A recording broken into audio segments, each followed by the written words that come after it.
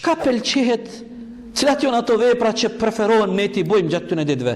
Duhet më konë do punë që janë më të veçanta që ne duhet me i pas parasysh edhe preferohet me i bë. E para, ata që kanë pas mundësi, edhe Allahu i ka thirrë dhe ju ka bënë nasib me shku në haxh, e para punës është me shku në Qabe, po na s'kemi pas rastin me shku, Zoti na mundsoft herave tjera. E dyta e punës është mirë me ingjinu, spaku qatë ditën e Arafatit.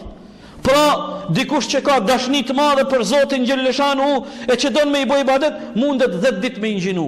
Nafile për Allah, se shpërblimi është i madh. Pastaj të mundohemi me fal namazin me rregull, e në veçanti namazin me xhamat në xhami, pra me mujt edhe me i shtu 2 recate nafile, me i fal një 2 recate nafile, ose një 4 recate, 6, 8, për me i veçu këtë ditë.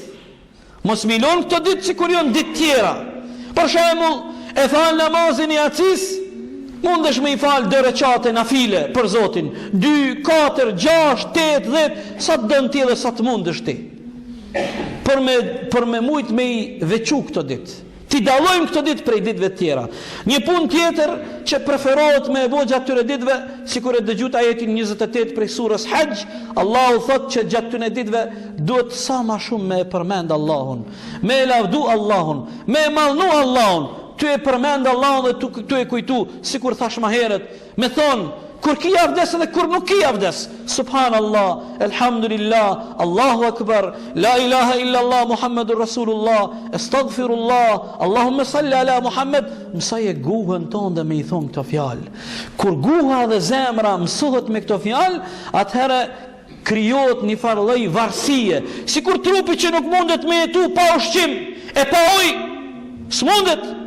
Organizmi njeriut e kërkon ujin, e kërkon ushqimin për me marrë forcë dhe energji, me mujt me i kry detyrat, ashtu edhe shpirti e ka ushqimin e vet.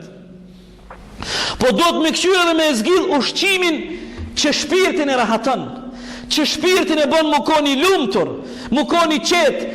Ka plot njerëz që shpirtin e ushqejnë, po e ushqejnë shpirtin me ushqim t'gabum, pastaj ata i kanë shpirtat e trishtum, janë zhgënjym, e dvujtum, e zhytur në stres e në depresion. Ndërsa ai që ushqen shpirtin me ushqimin adekuat, shpirti i tij ndihet i qetë, ndihet rahat, ndihet i lumtur, dhe përmendja e Allahut është një prej ushqimeve më të mira.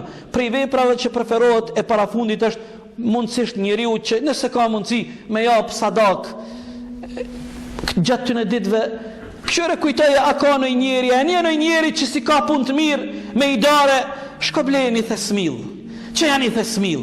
Po ndasë 1-3 litra vaj e 5 kila sheqer, bëni njët 50 euro për hatër të Allahut, e pastaj për hatër të familjes tënde, që Allah me të rujt ty e familjen për reziku, shko gëzëje një familje.